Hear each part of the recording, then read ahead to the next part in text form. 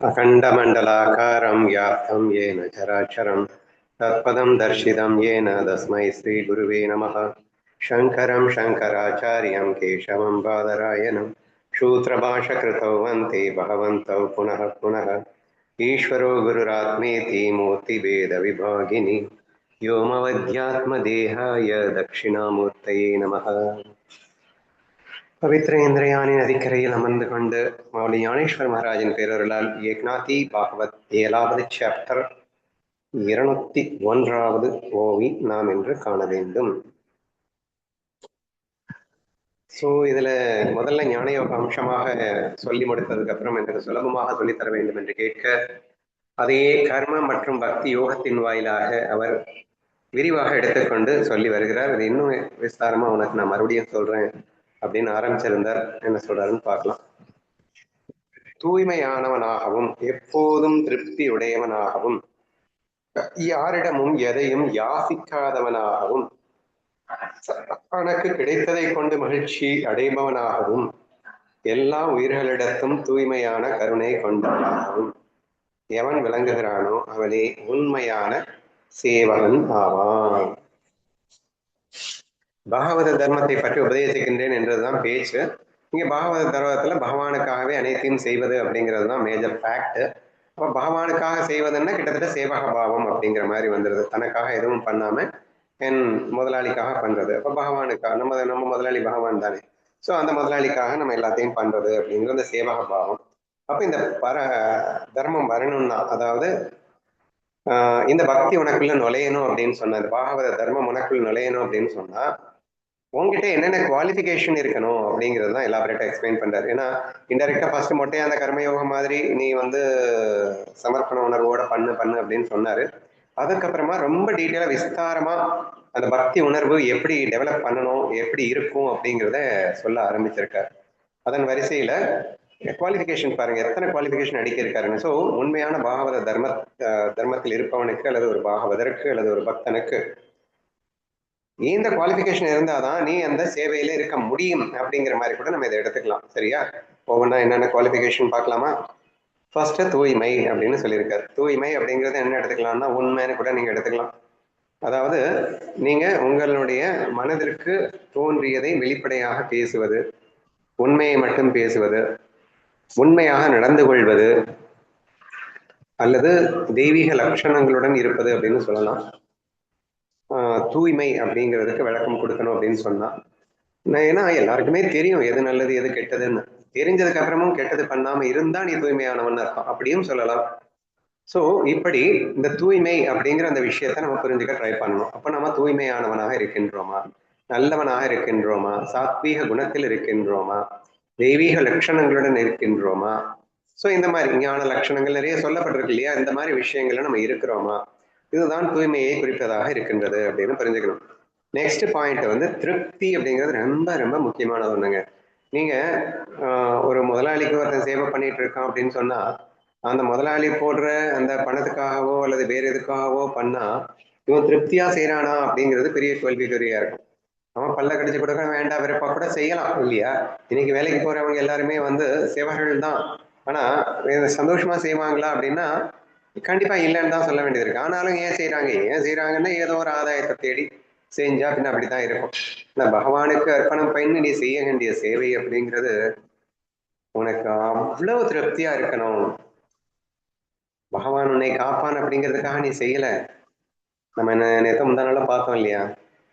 பகவானுக்கு நான் என்ன அர்ப்பணம் பண்ண முடியும்டா, எல்லாமே அவன் எனக்கு கொடுத்தது தானே என்றெல்லாம் பார்த்த பிறகு அவனுக்கு ஒன்னே ஒண்ணு பிடிக்கும். அது என்னன்னா, நான் சந்தோஷமா இருக்கிறது அவனுக்கு பிடிக்கும்.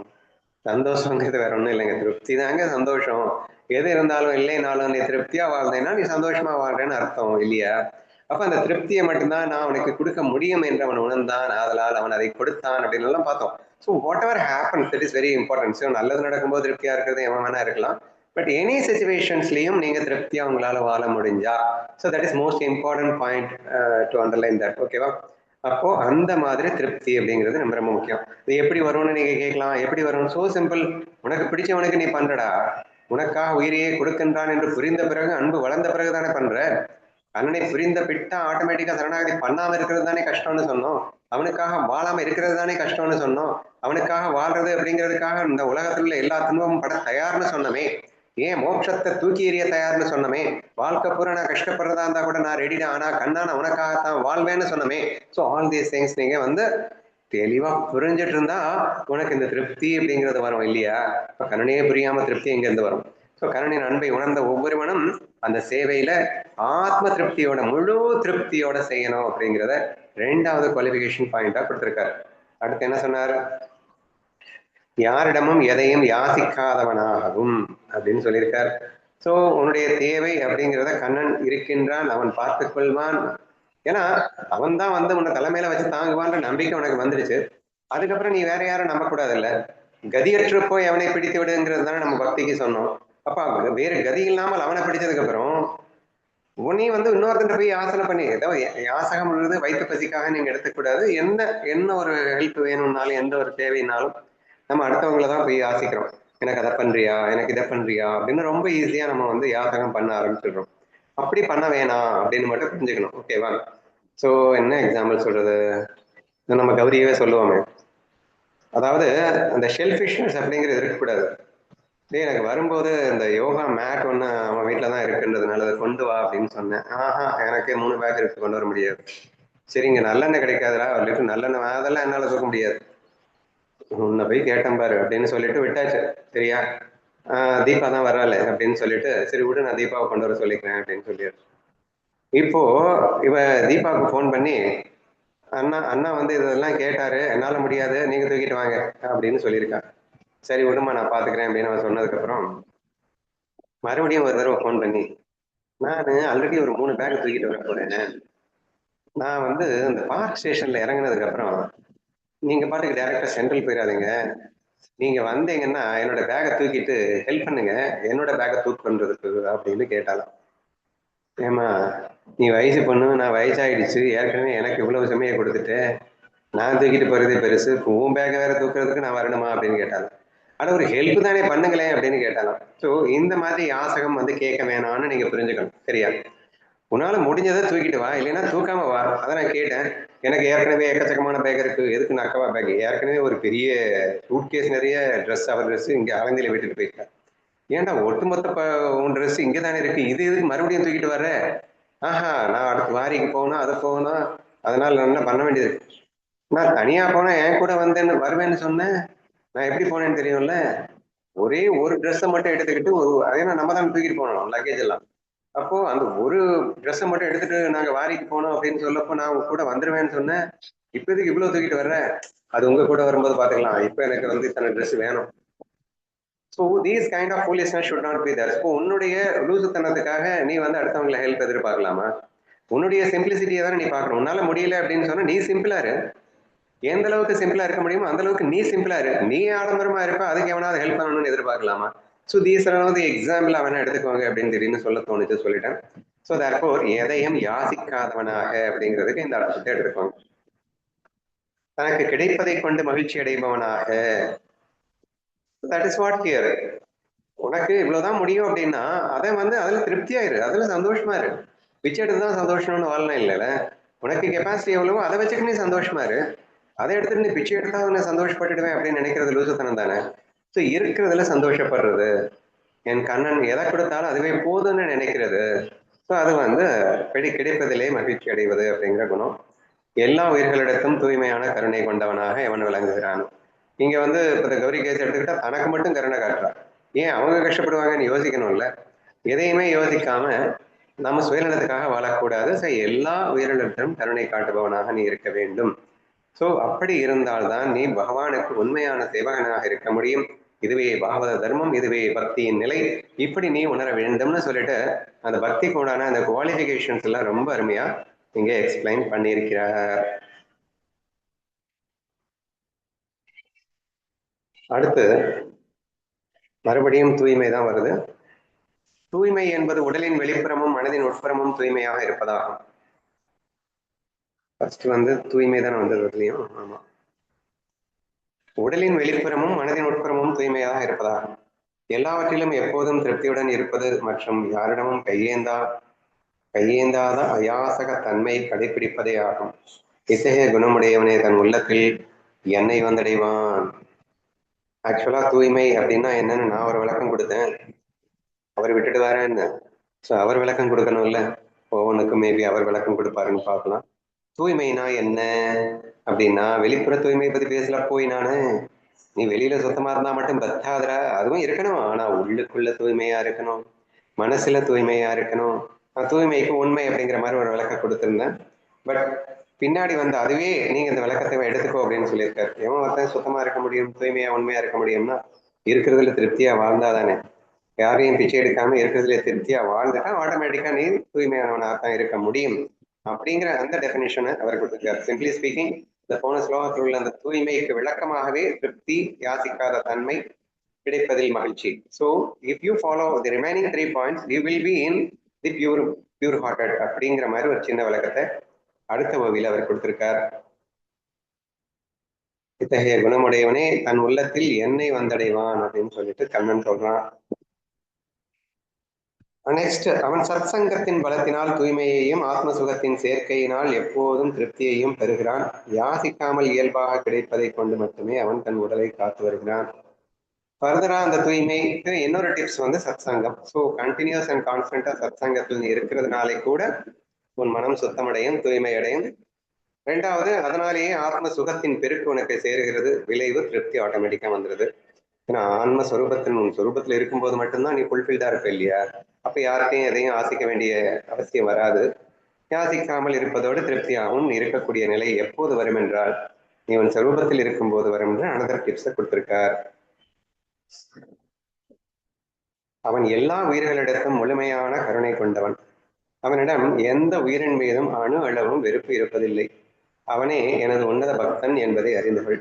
அவனுக்கே முழுமையான பரமானந்தம், பிரம்மானந்தம் திட்டம். ஸோ இதுல சொல்லப்பட்ட ஒவ்வொரு பாயிண்ட்டையும் எலாபரேட்டா எக்ஸ்பிளைன் பண்ணியிருக்காருமா. ஸோ அதை நான் ஏற்கனவே எலாபரேட்டா எக்ஸ்பிளைன் பண்ணிட்டேன், அதனால கொஞ்சம் ஃபாஸ்டா போயிடலாம். ஸோ குவைட் நேச்சுரலி எல்லா உயிரிடத்திலும் அவன் கருணை கொண்டவனாக இருப்பான், சுயநலவாதியாக இருக்க மாட்டான்னு சிம்பிளா புரிஞ்சுக்கோங்களேன். சுயநலம் இல்லைனாலே ஆட்டோமேட்டிக்கா எல்லாத்தையும் கருணையா தான் இருப்போம். அணு அளவும் யாரையும் வெறுக்க மாட்டான். அவனே எனது உன்னத பக்தன் என்பதையும் புரிந்துகொள். அவனுக்கே ஆனந்தம் கிட்டும். இத்தகைய தூய்மை, திருப்தி மற்றும் கருணை ஆகிய குணங்களை பாகவத தர்மத்தின் படி எவன் காக்கின்றானோ அவனிடம் நான் எப்போதும் மிகுந்த தயை உள்ளவனாகவும் தனிப்பட்ட பேரன்பு கொண்டவனாகவும் இருக்கின்றேன். சேம் பாயிண்ட்ஸ் அகைன் அகைன் சொல்லப்பட்டிருக்கிறது. ஸோ அந்த மாதிரி நீ இருந்தா எனக்கு உனக்கு ரொம்ப பிடிக்கும். தனிப்பட்ட பேரன்பு கொண்டவனாக கண்ணனே இருப்பானா, அவங்கிட்ட வேற லெவல் தயை காட்டுவானா. ஸோ இதெல்லாம் வந்து கண்ணன் நம்மளை என்கரேஜ் பண்றதுக்காக, மோட்டிவேட் பண்றதுக்காக சொல்றார். சொல்லிதான் தெரியணுமா நமக்கு? நமக்கே தெரியும், இருந்தாலும் அவன் சொல்லி காட்டுகின்றான் அப்படின்னு நம்ம எடுத்துக்கணும். அவன் தன் தூய்மையினால் வெளிப்புற அழுக்குகளை கழுவுகிறான். சந்தோஷத்தினால் பேரானந்தத்தின் உச்சியை எட்டுகிறான். மேலும் எல்லா உயிரிழக்கும் காட்டும் கருணையின் மூலமாக அவனுள் அத்வைத நட்புணர்வு நிறைந்து வருகிறது. Again same points is repeated here, but extra ஒரு பாயிண்ட் எனக்கு பிடிச்சிருக்கு. எல்லா உயிர்களிடையும் சமமாக கருணை காட்டும் அந்த குணத்தினால். சுயநலம் இல்லாம இருன்னு தான் ஒரு பாயிண்ட் சொன்னேன். தி மொமெண்ட் நீ சுயநலம் இல்லாம இருக்கும் போதே எல்லா உயிர்களும் சமமா கருணை காட்டிடுற. எல்லா உயிர்களும் எப்ப சமமா கருணை காட்டியோ அப்ப ஆட்டோமேட்டிக்கா எல்லாத்தையும் ஒன்னா பார்க்க ஆரம்பிச்சிட்ட. அது நீ ஏன்னு பார்க்க ஆரம்பிச்சிட்ட. அப்ப அத்வைதத்துக்குள்ள வந்துட்டே இல்ல. So simple. எப்படி அத்வைதத்தை நான் வந்து புரிய வைக்கிறது கஷ்டப்படணும்னு அவசியமே இல்லடா. நான் சொல்ற சில டிப்ஸை ஃபாலோ பண்ண, நீ சுயநலம் இல்லாம இருந்தாலே போதும், எல்லா உயிர்களையும் ஒன்னா பார்த்தாலே போதும், கருணையோட இருந்தாலே போதும், நீ அத்வைத சுரூபத்துக்குள்ள ஈஸியா என்ட்ராயிடலாம் அப்படின்னு சொல்லியிருக்கார். இந்த ஒரு பாயிண்ட் வந்து எக்ஸ்ட்ராவா இருக்கு. மற்றபடி அவன் தன் தூய்மையினால் வெளிப்புற அழுக்குகளை கழுவுகிறான். மறுபடியும் தூய்மை பாயிண்ட். சந்தோஷத்தினால் பேரானந்தத்தின் உச்சியை எட்டுகிறான் அப்படிங்கிறது சொன்னதையே சொல்லியிருக்கார். நெக்ஸ்ட், இத்தகைய நற்குணங்களின் நிறைந்த எனது பக்தன் இந்த 3 உலகங்களிலும் மிக உயர்வாக வழிபடப்படுகிறான். நன்மை தீமை என்ற கர்ம விவேகங்களை கடந்து அவன் எப்போதும் எனது உன்னத தர்மத்திலேயே நிலைத்து வாழ்கிறான் அப்படின்னு பாயிண்ட் சொல்லியிருக்காரு. மறுபடியும் மேஜரா அந்த 4-5 குணங்களை தான் நற்குணங்கள்னு திரும்ப திரும்ப சொல்லியிருக்காரு. ஸோ அது ரொம்ப ஸ்ட்ரிக்டா நம்ம ஃபாலோ பண்ணிக்கணும். அப்படி இருக்கக்கூடிய அந்த பக்தன் பக்தனை எவ்வளவு பாராட்டுறாரு பாருங்க. 3 உலகங்களாலும் மிக உயர்வாக வழிபடப்படுகிறானாம். அவன் ஒருவன் தான் இந்த டுவாலிட்டி, நன்மை தீமை அப்படிங்கிற அந்த கர்ம விவேகங்களை எல்லாம் கடக்கின்றான். அவன் எப்போதும் எனது உன்னத தர்மத்திலேயே நிலைத்து வாழ்கிறான். ஸோ இவர் அந்த பாகவத தர்மத்தை தான் இவ்வளவு நேரம் எக்ஸ்பிளைன் பண்ணிட்டு இருக்காரு. இவன் கம்ப்ளீட்டா நான் சொன்னபடிதான் இவன் வாழ்வான். இவனுக்கு வந்து நன்மை தீமை அப்படிங்கிறதெல்லாம் கடந்து நான் என்ன சொல்றேனோ அதுதான் அவன் வேதவாசா நினைச்சு அவன் சந்தோஷமாக வாழ்பவனாக மாறிவிடுகின்றான் அப்படின்னு எக்ஸ்பிளைன் பண்ணியிருக்கார்.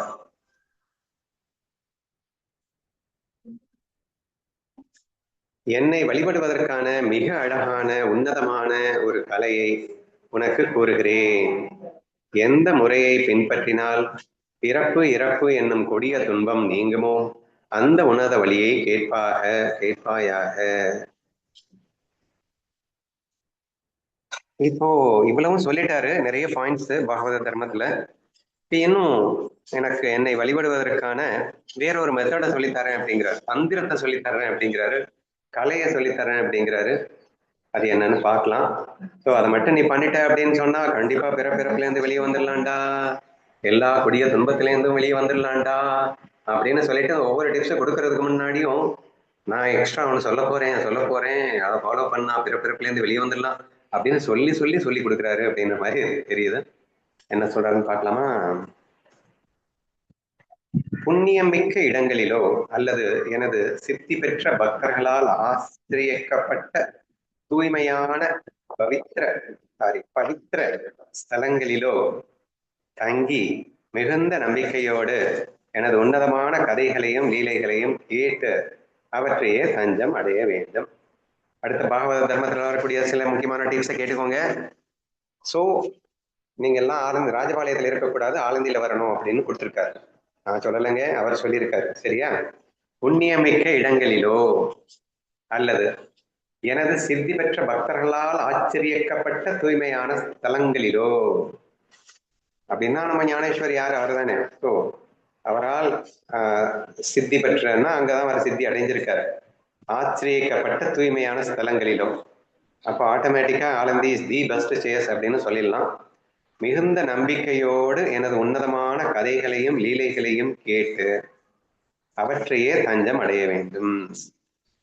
என்னம்மா எப்படி சொல்லிட்டாரு? நீங்க நேரம் ஆலந்திக்கு வரணுமா, ஆலந்தியில வந்துட்டு நம்ம பகவானுடைய லீலைகளையும் கதைகளையும் கேட்டு அதை எங்கேயே தஞ்சோன்னு இருக்கணுங்கிறாருமா. என்னம்மா பண்ண போறீங்க? தெரியல, அவர் அப்படி சொல்லியிருக்காரு, நான் சொல்லலாமா? பாகவத தர்மத்துல ஃபாலோ பண்ணணும்னா, பக்தியை ஃபாலோ பண்ணணும்னா நீங்க ஆலந்திக்கு வரணும்னு அவர் சொல்லியிருக்காரு, நான் சொல்லலாமா? கோச்சுக்கிறாருங்க. எங்கு தேவர்களும் ரிஷிகளும் வாழ்கிறார்களோ, எங்கு எப்போதும் பகவானின் திருநாமங்கள் சங்கீர்த்தனம் செய்யப்படுகின்றனவோ அந்த இடமே மிகவும் தூய்மையான புண்ணிய பூமி ஆகும். அவரே சரி, எக்ஸ்ட்ரா டிப்ஸ் கொடுத்துருக்காருமா. நீங்க ஆலந்திக்கு முடியலன்னா தேடுங்க, எங்கே தேவர்களும் ரிஷிகளும் வாழ்கிறார்கள் அப்படின்னு தேடுங்க. அப்படி இல்லைன்னா எங்கே பகவானின் திருநாமங்க சங்கீர்த்தனம் எப்போதும் செய்யப்படுகின்றன. இங்கதான் 24 மணி நேரம் எல்லாருமே சத்சங்கம் பண்ணிட்டு இருக்காங்க. ஆமா, பிருந்தாவனத்துக்கு போலாமாமா, இன்னொரு டிப்ஸ் இருக்காமா உங்களுக்கு. ஸோ இந்த மாதிரி டிப்ஸ் கொடுத்துருக்காங்க. ஸோ புண்ணிய பூமி ஆகும் ஒவ்வொருத்தவரே. ஸோ அதனால இடத்த மாத்த சொல்லிட்டாருமா. என்னம்மா பக்திங்கிறது ரொம்ப ஈஸி, இருந்த இடத்துல இருந்தே நீங்க வந்து கல்யாணம் பண்ணியிருந்தா அப்படியே சம்சாரியா இருந்து கொண்டே வரலாம், அதுதான் பாகவத தர்மம்னு கேள்விப்பட்டோம். இவர் என்னன்னா புசுக்கு நீ இருந்த இடத்த புண்ணிய ஸ்தலத்துக்கு போ, அங்க போயிட்டு அங்க இருன்னு சொல்லிட்டாரு. கஷ்டமாச்சே, என்ன பண்றது?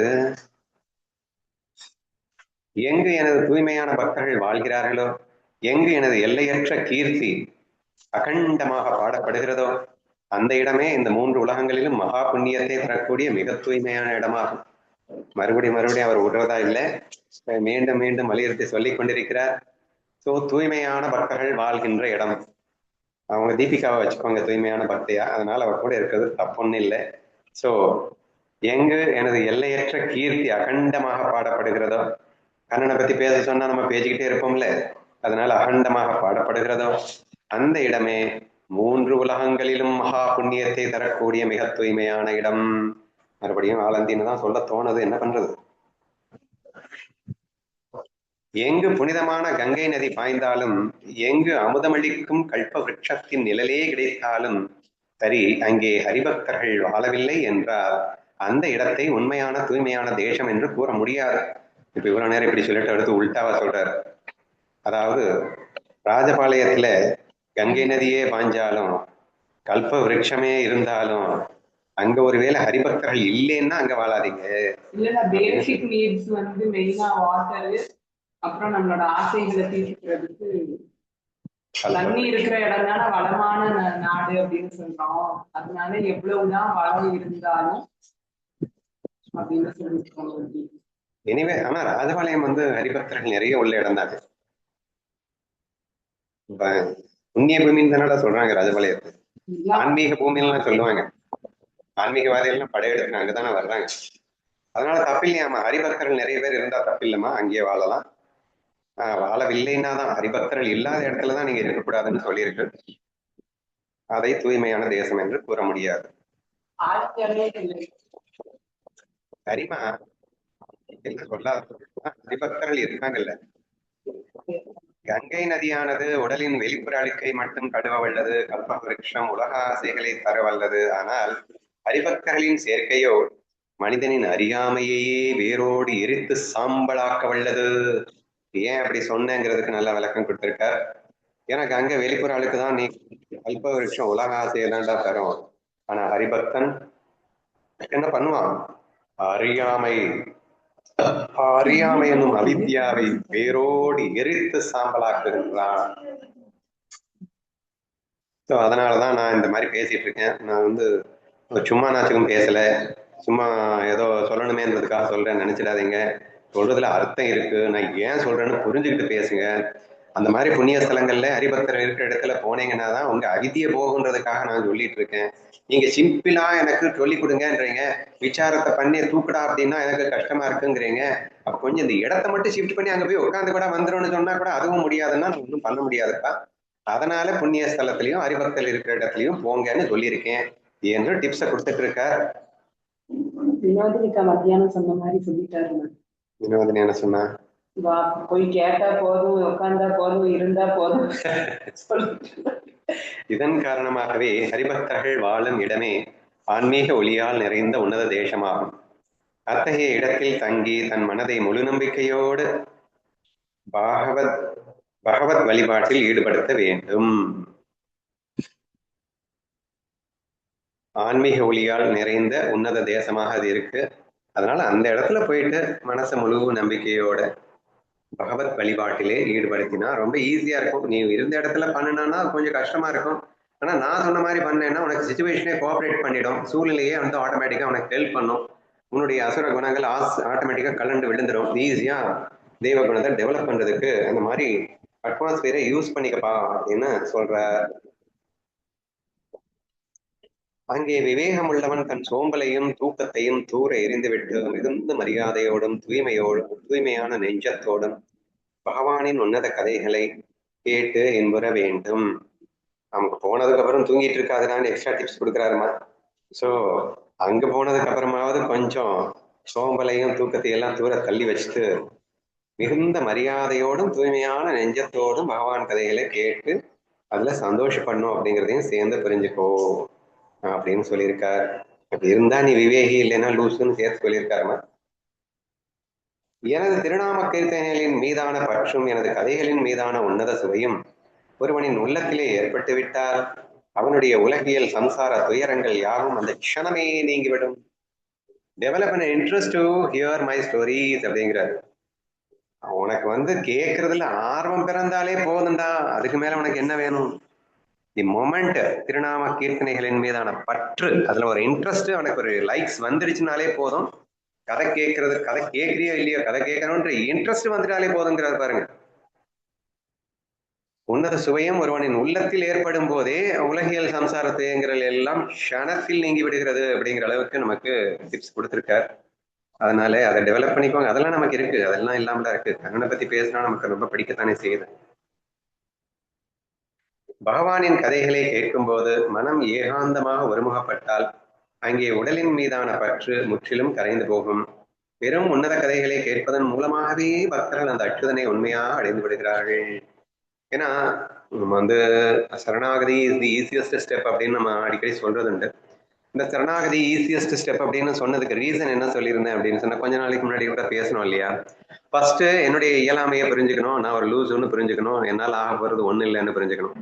ஃபர்ஸ்ட் இந்த ஈகோ உடையணும் ஃபர்ஸ்ட், சரியா? நெக்ஸ்ட் கண்ணை யாருன்னு புரிஞ்சுக்கணும், அவ்வளவுதானே.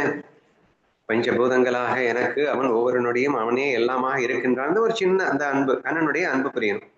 இந்த மொமெண்ட் இந்த கண்ணனுடைய அன்பு உனக்கு புரிஞ்சிருச்சு அப்படின்னாலும் உன்னுடைய அந்த லூசுத்தனத்தையும் உனக்கு உன்னால ஆகிறது ஒண்ணு இல்லைன்ற அந்த என்ன சொல்றது கெப்பாசிட்டி இல்லாத தன்மை அப்படின்றது புரிஞ்ச உடனேயே நமக்கு தேகாபிமானம் வராதில்ல. இந்த தேகத்தை வச்சுக்கிட்டு நான் கிழிச்சிடுவேன் அப்படிங்கிற ஃபீலிங் வராதில்ல. ஸோ இதெல்லாம் எப்படின்னா ஜஸ்ட் பகவானின் கதைகளை கேட்கும் போதுதான் அவனுடைய அன்பு என்னென்ன புரிஞ்சுக்க முடியும். நான் பேசிக்கிட்டு இருக்கேன் பஞ்சபூதங்களாக அவன் இருக்கின்றான், அவன் இப்படி எல்லாம் காத்து ரசிக்கின்றான், இப்படின்னா எப்படிப்பா அப்படின்னு கேட்டா அவன் கதைகள்ல எப்படி எப்படி எல்லாம் என்னென்ன பக்தர்களுக்கெல்லாம் எப்படி எப்படி எல்லாம் அருள்பாலித்தான், அவன் எப்படி வந்து பிளான் பண்ணி நம்ம பக்தர்களை கரையேற்றுறான். இப்போ சுதாமா கதையை கேட்போம், என்ன கதையும் எடுத்துக்கலாம். பாகவதத்துல வரக்கூடிய எல்லா கதைகளும் எடுத்துக்கிட்டீங்கன்னா ஒவ்வொரு கதையுமே நமக்கு மெய்சில் இருக்கக்கூடிய வகையில இருக்கின்றதை நம்ம பார்க்கின்றோம். அப்போ பக்தர்களின் வழியாக நம்ம மனசு பண்படுது. பக்தர்களிடம் பகவான் ஆடிய அந்த விளையாட்டு அவங்கிட்ட வேற லெவல்ல நமக்கு ஐக்கியத்தன்மையை ஏற்படுத்துகிறது. சோ இந்த ரெண்டு போதும் உனக்கு. நம்ம அடிக்கடி சொல்லுவோம் இல்ல, ரஜினிகாந்த் படத்தை பத்தி பேசிக்கிட்டு இருக்க அவனுக்கே வந்து ரஜினி மேல பக்தி வந்துருது அப்படின்னா, கண்ணன் கதைகளை கேட்டா கண்ணன் மேல பக்தி வராம போயிடுவாங்க.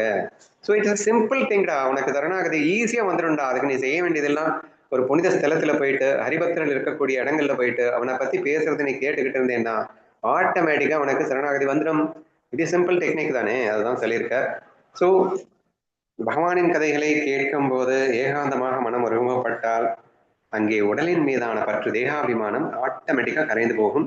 வெறும் உன்னத கதைகளை கேட்பதன் மூலமாகவே பக்தர்கள் அந்த அச்சுதனை உண்மையாக அடைந்து விடுகிறார்கள். பகவானின் கதைகளை ஆவலோடு கேட்கும் மனிதனின் கொடூரமான காலத்தின் வினைகள் யாவும் நசுக்கப்படும். அவன் பிரம்ம பரமானந்தத்தின் உன்னத பெருமையை அடைவான். இந்த 3 உலகங்களிலும் அவனே எல்லையற்ற பாக்கியசாலி ஆவான். இதெல்லாம் எவ்வளவு பெரிய பிளஸ். ஜஸ்ட் அவன்கிட்ட சரண்டர் பண்ணும், அவ்வளவுதான், அவன் பார்த்துப்பேன் அப்படின்ட்டான். ஏமன் கூட நெருங்க முடியாம பார்த்துப்பேன் அப்படிங்கிறத சொல்லியிருக்காரு பாருங்களேன். அதாவது கதைகளே அவளோடு கேட்கும் மனிதனின் கொடூரமான காலத்தின் அப்படின்னா சாகர தருவாயில் அப்படின்னு அர்த்தம். ஏன்னா இருக்கிறதுலயே ரொம்ப மோசமான ஒரு இதுன்னா அது யம பயம் தானா. ஸோ அதுதான் மிக கொடுமையா. ஸோ அதை யமனையே வந்து நெருங்க விட மாட்டேன் அப்படின்றாரு. வினைகள் யாவும் நசுக்கப்படும். இது ரொம்ப ரொம்ப முக்கியம். அதாவது நிறைய பேர் நினைச்சிட்டு இருக்காங்க கர்மாவை அனுபவிச்சுதான் தீக்க ஆகணும், கர்மா வந்து தப்பிக்க முடியாது. அதெல்லாம் ஒன்றும் கிடையாதுங்க. நீ சரணாகதி ஆயிட்டேன்னா அந்த கர்மாவை கூட கண்ணன் உனக்கு கொடுக்க மாட்டான். ஏன்னா கர்மா எல்லாமே உன்னை திருத்துறதுக்காக தானே, நல்வழிப்படுத்துறதுக்காக தானே அரங்கேற்றான். நீயே நல்லவனா மாறிட்டு அதுக்கப்புறம் கர்மா எதுக்கு நாக்கு வலிக்கவா? தேவையில்லை. ஸோ எந்த அளவுக்கு ஒரு அட்வான்டேஜ் இருக்கு. என்ன பண்றது, நீ லூசுத்தனமா பல ஆயிரம் கொடுமைகளை பண்ணியிருந்தாலும் எல்லா பாவமூட்டையும் கூட நீ சரணாகதி பண்ண மொமெண்ட்ல காலி ஆயிடும். அப்படின்னா என்ன அதுவும் ஈஸியஸ்ட் டெக்னிக்ல அவனை பத்தி கதை கேட்டுக்கிட்டே இருந்தேன்னா ஆட்டோமேட்டிக்கா அவன் மேல உனக்கு ஃபீல் வந்துடும், ஆட்டோமேட்டிக்கா சரண்டர் வந்துடும். சரண்டர் வந்துருச்சுன்னா அவ்வளவுதான், அவன் பாவ மூட்டை எல்லாம் காலி ஆயிடும். அது மட்டும் இல்லாம பிரம்ம பரமானந்தத்தின் உன்னத பெருமையை அடைகின்றான். ஸோ பெர்மனன்ட் பிளிஸ்ஸையும் நீ அடைந்தவனா மாறி விடுகிறாய். அதனால 3 உலகளையும் கம்பேர் பண்ணால் நீ தாண்டா பெரிய லக்கி மேன், பாகியசாலி அப்படின்னு நான் அடிச்சு சொல்லுவேன் என்று இந்த ஓவியில் சொல்லப்பட்டிருக்கிறது. கதைகளை கேட்கும் இத்தகைய உன்னத சுவையையும் ஈடுபாடும் எவனுக்கு ஏற்படுகிறதோ அவன் இந்த உலகியல் சம்சார பிணைப்பு என்னும் சங்கிலியை வெறும் கதைகளை கேட்பதன் மூலமாகவே உடனடியாக உடைத்தெறிந்து விடுகிறானே. Just by listening to the story of Krishna, by Bhagavata stories, கண்ணனின் லீலைகள், கண்ணனின் கதைகள், இதை கேட்டாலே போதண்டா, வேற ஒண்ணுமே தேவையில்லை. உலகியல் சம்சார பிணைப்பு என்னும் சங்கிலி, அது என்னது, லைக்ஸ் டிஸ்லைக்ஸ் ஈகோ, இதுதானே சம்சாரத்துக்குள்ள சிக்க வச்சிட்டு இருக்கு நம்மள. அப்ப இதெல்லாம் எடுக்கிறதுக்கு எவ்வளவு கஷ்டம்னு சொன்னா கண்ணன், சாரி நம்ம ஒருத்தவர் என்ன கேட்டாரு, டேய் காத்த நிறுத்த சொன்னா கூட நிறுத்திட்டு வேண்டாம், மனசை கண்ட்ரோல் பண்ண சொல்றியே, மனசெல்லாம் அடங்காதுப்பா அப்படி இப்படின்னு கத்திட்டு இருந்தாரு. உனக்கு ஈஸி டிப்ஸ் கொடு அப்படின்னு கேட்டாரு. இந்த ஈஸி டிப்ஸ் தான் இங்க கண்ணன் கொடுத்துட்டு இருக்கான். உன்னுடைய மனம், அதாவது சம்சார பிணைப்பு அப்படிங்கிறது எதனால வந்தது, உலகியல் சம்சார பிணைப்பு என்னும் சங்கிலி மனசுல இருக்கு, லைக்ஸ் அண்ட் டிஸ்லைக்ஸ் ஈகோனாலும். மனசை கட்டுப்படுத்தினதுக்கு அப்புறம் தான் நீ ஞானியாவன் சொல்லாதடா அப்படின்னு கேட்டான். ஆனா மனசு தானா அடங்கிடுங்கிறது தான் இங்க விஷயமே. இங்க ஆட்டோமேட்டிக்கா நீ கண்ணன்ட்ட சரண்டர் ஆனதுனால உன் மனசு ஆட்டோமேட்டிக்காவே பியூரிஃபை ஆயிடுது, ஆட்டோமேட்டிக்காவே அடங்கிடுது.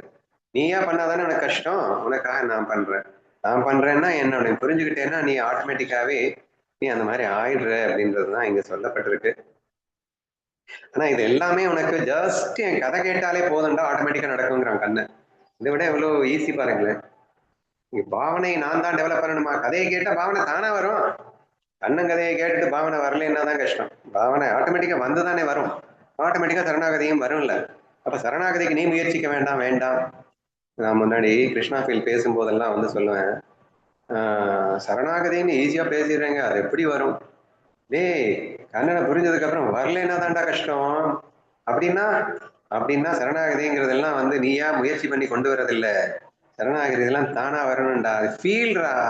ஐயோ என் கண்ணா நீ தான்டா எனக்கு, உனக்காக தான்டா வாழ்வேன் அப்படிங்கிறத நீ வந்து டெய்லி வந்து 1 மணி நேரம் கண்ணா நான் உனக்காக வாழ்வேன் அப்படின்னு மரணம் பண்ணா வரும்னு நினைச்சுக்கிட்டியா? அது ஃபீல்ரா. அது ஃபீல் எப்படி வரும்? ஃபீல் எப்படி வரும்னா உனக்கு புரிஞ்சாதானே வரும். ஃபீல்லாம் தானா வராது. அது வரணும்னா என்ன செய்யணும்? அவன் கதையை கேட்கணும்டா. அவனை பத்தி புரிஞ்சுக்கணும். அவன் யாரு, அவன் எப்படி எல்லாம் இருக்கான், என்னென்னலாம் உனக்காக பண்ணிட்டு இருக்கான், இது தெரியணும்ல. இது தெரியறதுக்கு மட்டும் நீ வந்து ட்ரை பண்ணு. அது நீ தான் பண்ணியா. கதை நீ தான் கேட்கணும். நீ ஒரு புனித ஸ்தலத்துக்கு போகணும், ஹரிபக்தர்கள் கிட்ட போகணும், அவங்க கிட்ட கதை கேட்கணும். அது வரைக்கும் நீ உன் முயற்சி தான்டா பண்ணணும். அதுக்கெல்லாம் நான் வந்து ஒன்றும் பண்ண முடியாத, அதுக்கு டிப்ஸ் தான் நான் தர முடியும். நீ இந்த மாதிரி போ, அங்க போயிட்டு ஹரி கதை கிளையலு அப்படின்னு டிப்ஸ் தான் கொடுக்க முடியும். பட் இதை கேட்டா போதும்னு தான் நான் சொல்றேன். நீ ஈஸியஸ்ட் பார்த்து கேட்ட, சிம்பிளஸ்ட் பார்த்து கேட்ட, எனக்கு வந்து கஷ்டமே இருக்கக்கூடாதுன்னு கேட்ட. இதுக்கு மேல நான் வந்து சிம்பிளா என்னதான் நான் சொல்றதுடா? நீ ஒரு ஹரிபக்தர்கள் கிட்ட விட்டு ஹரிகதையை கேளுன்னு தானே சொல்லிட்டு இருக்கேன். நீ கேளுன்னு தான் நான் சொன்னேன். நீ ஒண்ணுமே பண்ண வேண்டாம், கேட்டுக்கிட்டே இரு. ஆட்டோமேட்டிக்கா என்னுடைய பராக்கிரமம் உனக்கு தெரியும் போது என் மேல வந்து பாவம் வரும், பக்தி வரும், சமர்ப்பணம் வரும், சரணாகதி வரும், எல்லாமே தானா வரும்டா. நீ ஒன்னும் ட்ரை பண்ணி கொண்டு வர வேணாம்டா.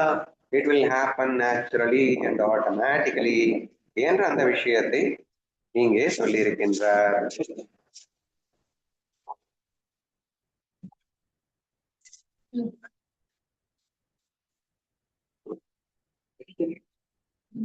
கதைகளின் கேட்பதன் மூலமாகவே உடனடியாக உடை தெரிந்து விடுகின்றான் அப்படின்னு சொல்லியிருக்கார். இவ்வாறாக மிகுந்த நம்பிக்கையோடு எனது கதைகளை கேட்க வேண்டும், எனது உன்னத லீலைகளையும் சரித்திரங்களையும் எப்போதும் தன் நெஞ்சில் இருத்த வேண்டும், பிறப்பு இறப்பு சுழற்சி நீங்குவதற்கான அந்த அடுத்த உன்னத வழியையும் கூறுகிறேன் கேட்பாயாக. இதுவாறு ஒவ்வொரு டிப்ஸும் கொடுக்கறதுக்கு முன்னாடியும் பிறப்பு இறப்பு சுழற்சி நீங்குவதற்கான உன்னத வழியை காட்டுறேன் அப்படின்னு சொல்லி டிப்ஸா கொடுக்குறாருப்பா. ஸோ ஃபர்ஸ்ட் சில முக்கியமான குணங்களை காட்டி இந்த குணங்களை வளர்த்துக்கிட்டா போதும்னு ஒரு டிப்ஸை கொடுத்தாரு. அடுத்து நீ ஒரு புனித ஸ்தலத்துல போயிட்டு ஹரிகதையை கேட்கணுங்கிற டிப்ஸை கொடுத்தாரு. அடுத்து இன்னொரு டிப்ஸை கொடுக்குறேன், கவனமா கேளு அப்படின்னு சொல்லிறாரு. இங்கே இதை கன்க்ளூட் பண்ணியிருக்காரு, வேற ஒன்றும் இல்லை. மிகுந்த நம்பிக்கையோடு எனது கதைகளை கேட்க வேண்டும், எனது உன்னத லீலைகளை சரித்திரங்களை எப்போதும் நெஞ்சிலே இருந்து கேட்டா மட்டும் பார்த்தாதான் அதை நீங்க மனசுக்குள்ள நீ செய்யணும், சிந்திக்கணும், ஃபீல் பண்ணணும்ல. கேட்டுட்டு அப்புறம் மறந்துடக்கூடாது இல்லை, கேட்டுட்டு மனசுக்குள்ள நீ ஃபீல் பண்ணிட்டே இரு. ஆட்டோமேட்டிக்கா உனக்கு சித்த சுத்தி தானாகவே கிடைக்கும், சரணாகதி தானாகவே வரும். அது மட்டும் பத்தாது, இன்னும் நான் நிறைய டிப்ஸ் சொல்றேன் அப்படின்னு ஆரம்பிக்கிறார். ஆமா.